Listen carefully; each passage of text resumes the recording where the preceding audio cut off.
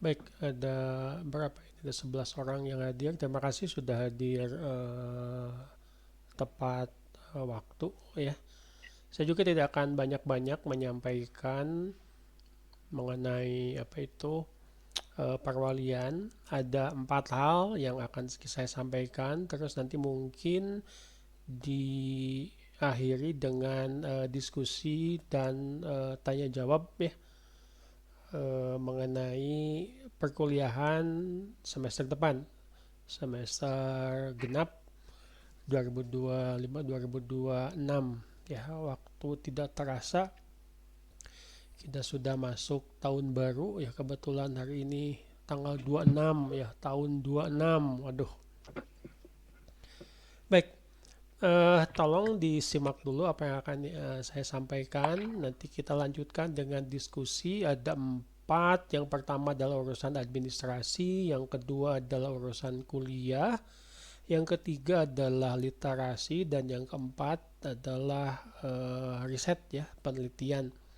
Ini yang ingin saya angkat, meskipun mungkin ada beberapa eh, mahasiswa yang belum apa itu belum melakukan penelitian ya. Baik, ada lagi yang masuk ya, 13 orang. Oke.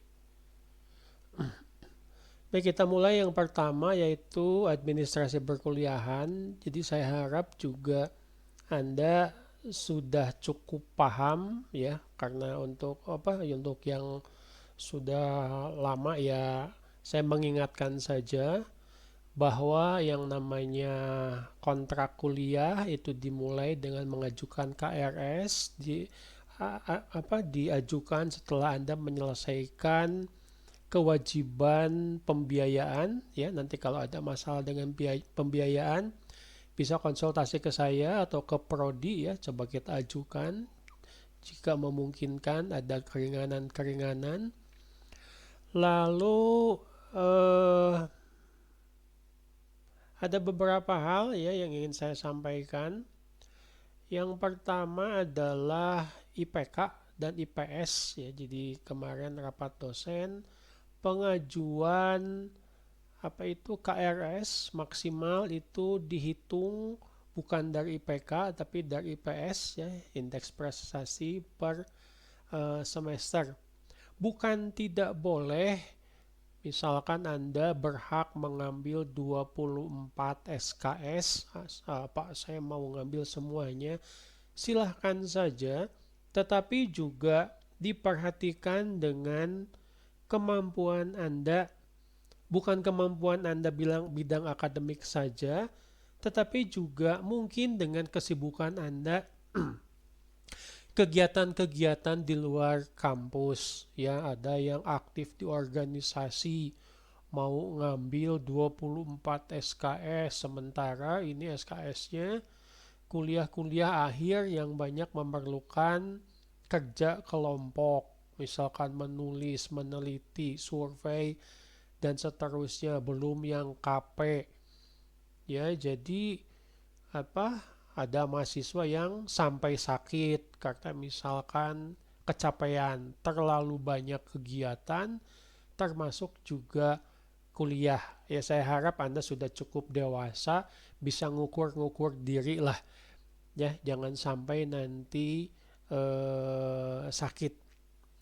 Selanjutnya adalah ya, ini berkaitan dengan hal yang mungkin ada beberapa mahasiswa yang menganggap enteng ya, yaitu absen. Tolong diperhatikan bahwa absen kita itu ada absen minimal. Kurang dari 60% biasanya otomatis nilainya itu jelek, bisa D, bisa E. Hanya urusan absen saja. Jadi saya ngajar kemarin ada mahasiswa yang hanya masuk 30% absennya. Tugas lengkap, UTS, UAS dia ikut, tetap saja tidak lulus. D itu dianggap tidak lulus. Tolong diperhatikan. Ya, kalau saya lihat di sini wajah-wajahnya bukan wajah-wajah tukang telat, ya, bukan wajah-wajah yang on off. Tahu on off?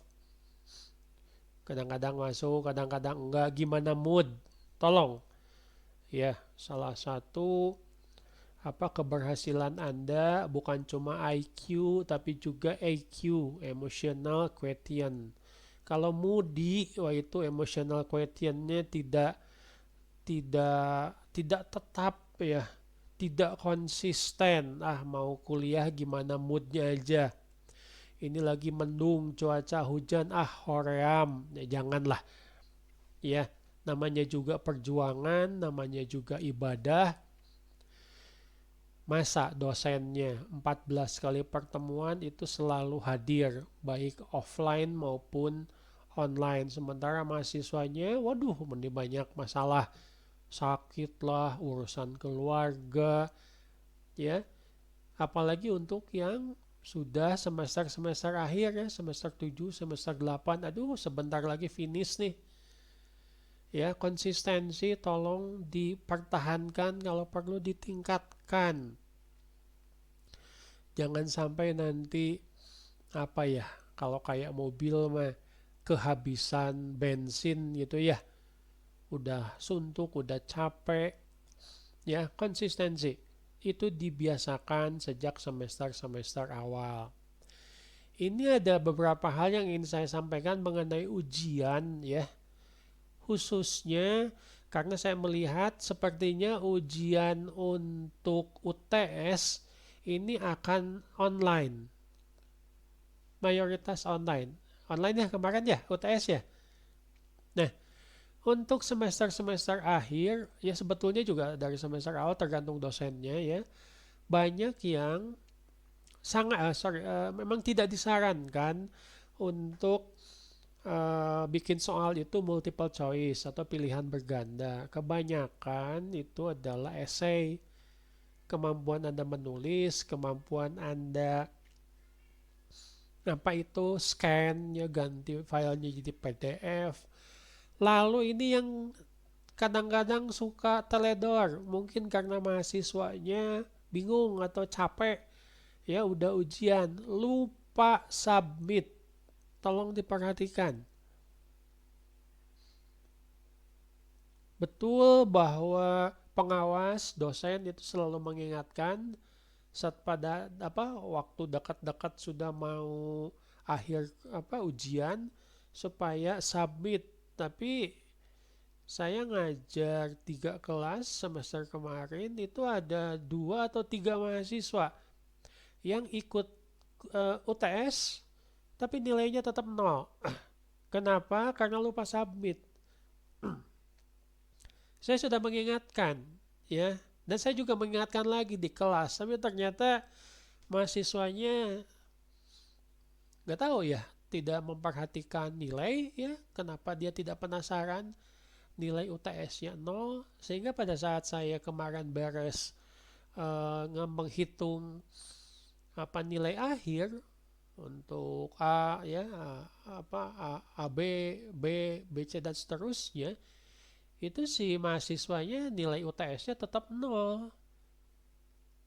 Dia tidak submit, dia tidak ngurus lagi ke prodi misalkan untuk ikut ujian susulan.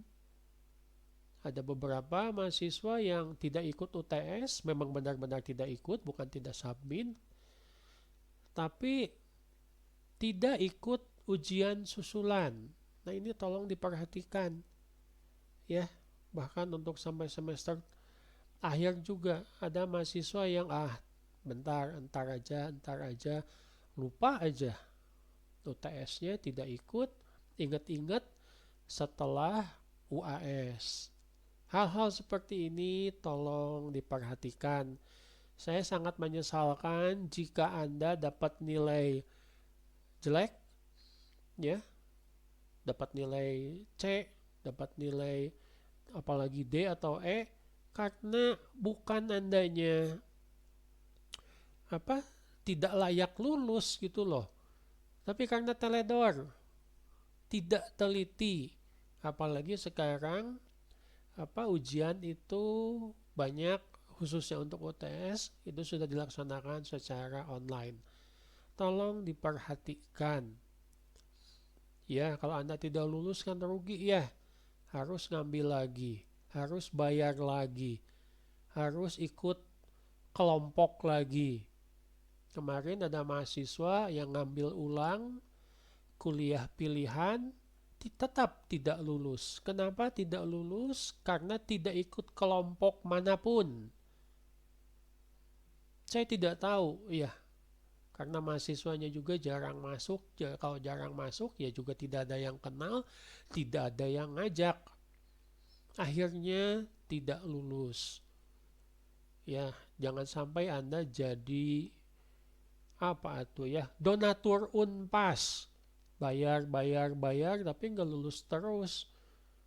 Ya, kasihan orang tua ya, kondisi ekonomi lagi tidak bagus sekarang, Anda malah nyantai-nyantai kuliah. Wah, nggak apa-apa, nggak lulus juga lah.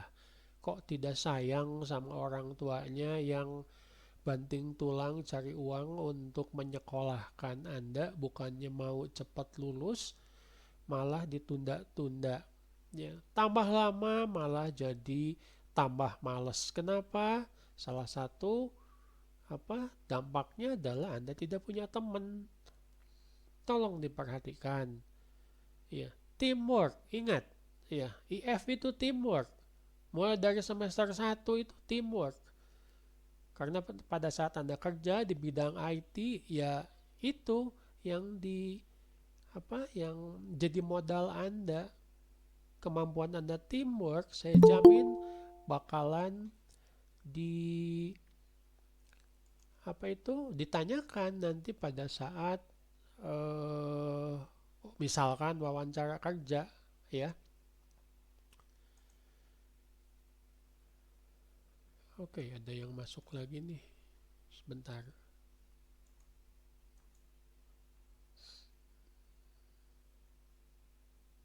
Berapa orang sekarang? Ada 15.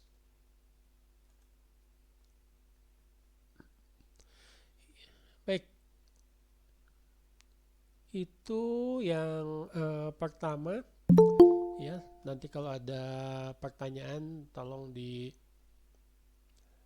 ditulis dulu saja, nanti kita diskusikan.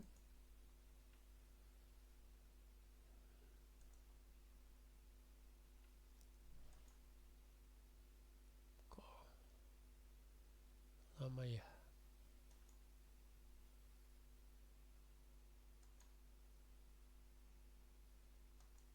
Oke. Baik. Yang selanjutnya, yang kedua adalah perkuliahan. Ini ada beberapa hal yang mungkin saya sudah melihat dari perilaku mahasiswa. Kalau mau kuliah, mau belajar, itu tolong yang namanya adab diperhatikan, ya. Tata krama, sopan santun, bukan hanya terhadap dosen, ya, tapi juga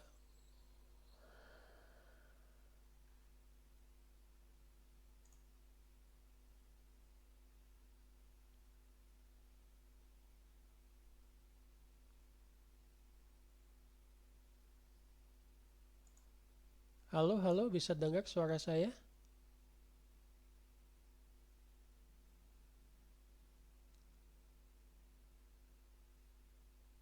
Bisa, Pak. Oke, sorry, barusan internet di rumah saya rada drop.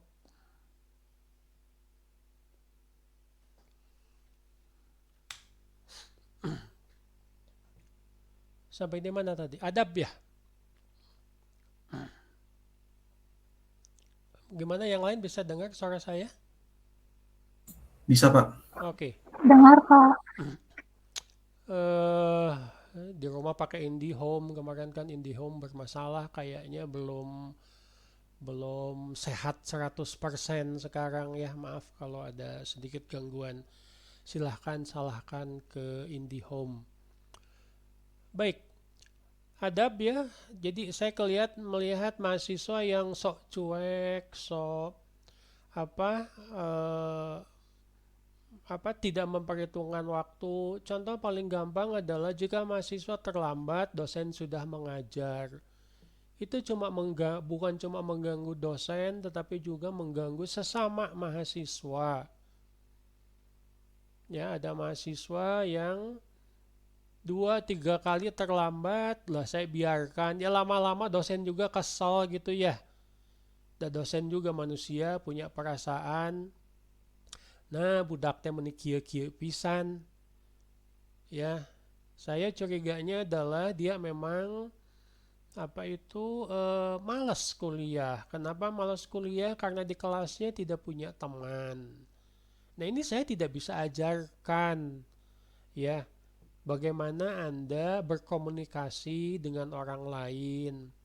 Bagaimana Anda mengasah apa yang kita sebut sebagai soft skill, kemampuan komunikasi, kemampuan interpersonal, ya berteman, lamun bahasa karena gaul gitu loh.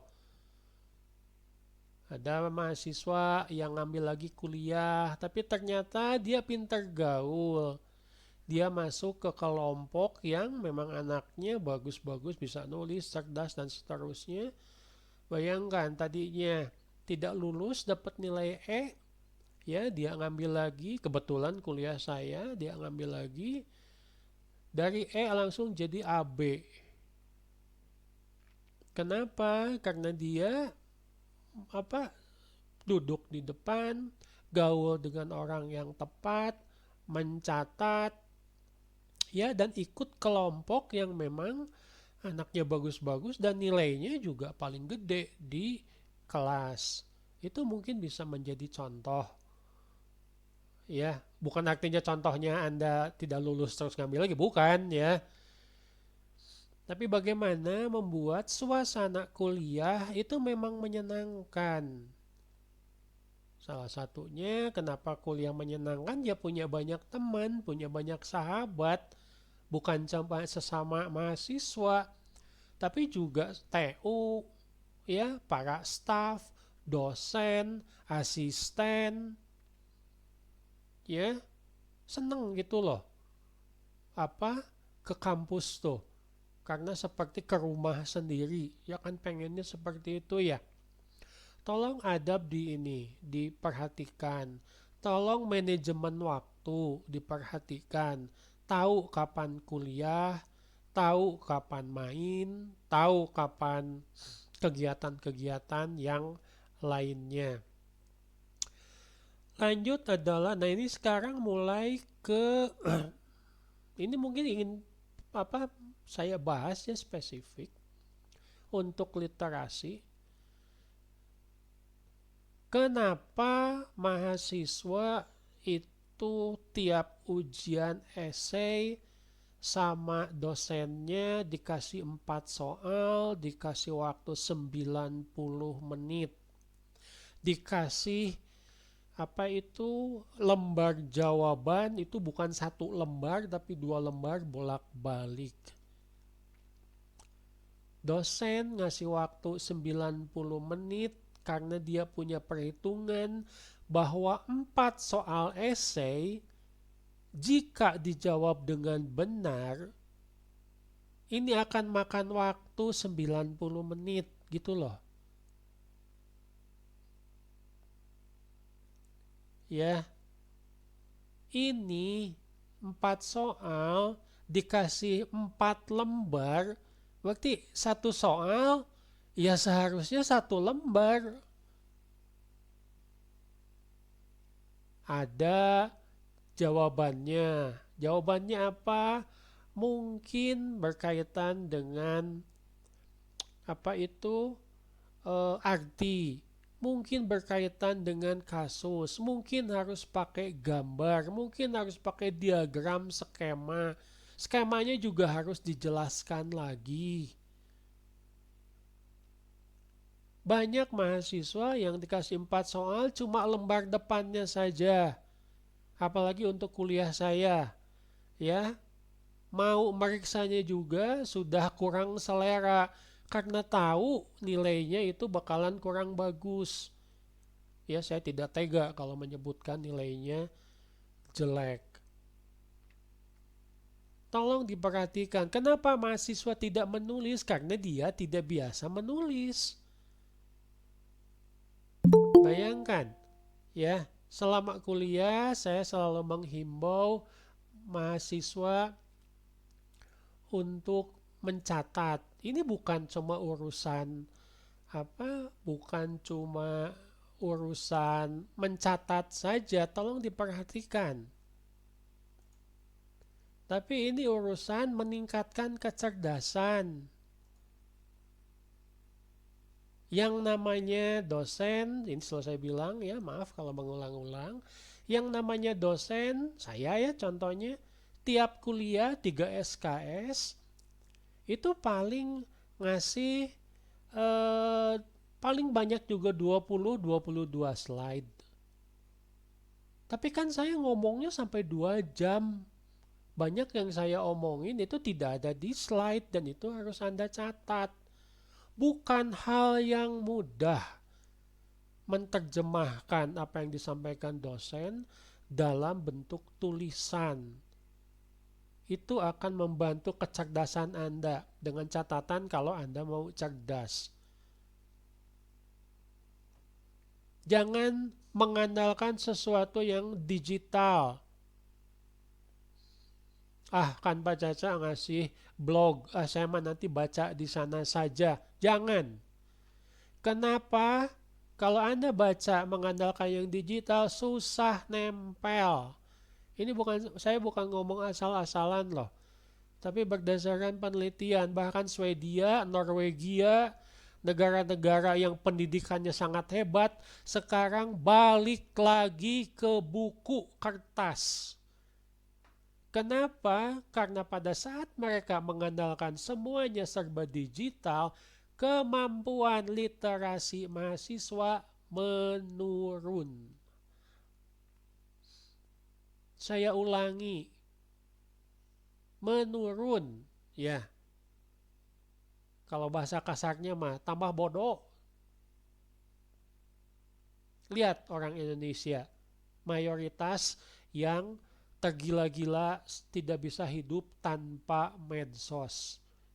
Kacau literasinya. Di Asia Tenggara itu negara kita paling bontot urusan literasi. Teu bisa maca, teu bisa nulis. Saya tidak minta yang aneh-aneh sama mahasiswa. Suka baca, bisa nulis. Enggak suka baca, dijamin tidak bisa nulis. Kenapa? Saya kesulitan membimbing mahasiswa yang akan menulis TA. Sulit mereka menjelaskan. Saya bilang bikin skema. Bikin skema. Udah aja bikin skema. Ya dijelaskan dong skemanya. Yang baca tuh harus ngerti, tidak cukup hanya dengan tulisan. Ya, hal-hal seperti itu tolong diperhatikan. Dosen ngasih textbook, ya, sekarang kan banyak e-book ya. Kalau perlu Anda cetak, iya mahal. Tapi mungkin Anda cetak karena Anda butuh. Butuh untuk apa? Butuh untuk TA. Sedih gitu loh kalau saya menguji TA mahasiswa. Ya, ngakunya TA-nya SI, tapi pada saat dilihat di referensinya, textbook kuliah yang diberikan sama dosen itu nggak dipakai. Padahal semua definisi, konsep, teori ada di sana. Itu sumber utama loh. Ya seharusnya Anda dari semester 1 itu udah koleksi yang namanya textbook. Supaya apa? Supaya pada saat melakukan penelitian TA, ya, atau mungkin penelitian yang lainnya, Anda tidak repot cari-cari referensi karena sudah punya. Hal-hal seperti itu tolong diperhatikan. Ya, sulit saya bicara ke mahasiswa sekarang yang semuanya serba digital. Tapi kan Anda lihat sendiri hasilnya yang serba digital. Di kelas susah fokus. Kenapa? Kebanyakan TikTok. TikTok itu pendek-pendek, bikin Anda sulit untuk fokus. Jadi ke bawah-bawah di kelas. Ya, saya ngajar 3 SKS, baru ngomong 1 SKS sudah susah untuk fokus kemana aja ininya. Bukan hal yang mudah. Nah, ini tantangan Anda. Kenapa? Nih, tolong dicatat, diingat baik-baik. Kenapa generasi Anda katanya sulit dapat kerja? Bahkan yang sudah kerja pun ya nggak kuat. Bukan nggak kuat orangnya ya, tapi nggak kuat perusahaannya, malah pada dipecat lagi. Apa penyakitnya? Hese nulis, teu bisa nulis. Dosen nge-WA ya di grup WA cuma bilang terima kasih saja nggak bisa gitu loh. Bilang nuhun Pak, terima kasih. Terima kasih Pak infonya nggak bisa. Itu ciri-ciri yang memang tidak bisa nulis. Tidak dibiasakan nulis. Tidak bisa fokus. Dan ujung-ujungnya sulit komunikasi. Kenapa Gen Z banyak yang dipecat dari perusahaan? Susah komunikasi sama mereka. Di email nggak dijawab. Di WA nggak dijawab. Padahal HP dipegang 24 jam sehari, bahkan tidur pun katanya pegang HP. Ini saya bukan ini ya, ini penelitian loh, kenyataan. Kenapa kebiasaan yang baik insya Allah akan menghasilkan sesuatu yang baik. Saingan Anda tuh banyak nanti. Jangan sampai Anda nanti gagal oleh hal-hal yang sepertinya kecil. Ya, tadi saya sudah menyebutkan ada yang UTS-nya gagal. Kenapa? Ngejawab udah, ikutan udah, lupa submit. Anda nanti sulit untuk saing di pasar tenaga kerja. Kenapa? Karena pada saat wawancara Anda kesulitan komunikasi, tidak biasa presentasi, tidak biasa ngomong di depan umum. Pada saat Anda bikin CV ya, kurikulum vitae misalkan untuk apa?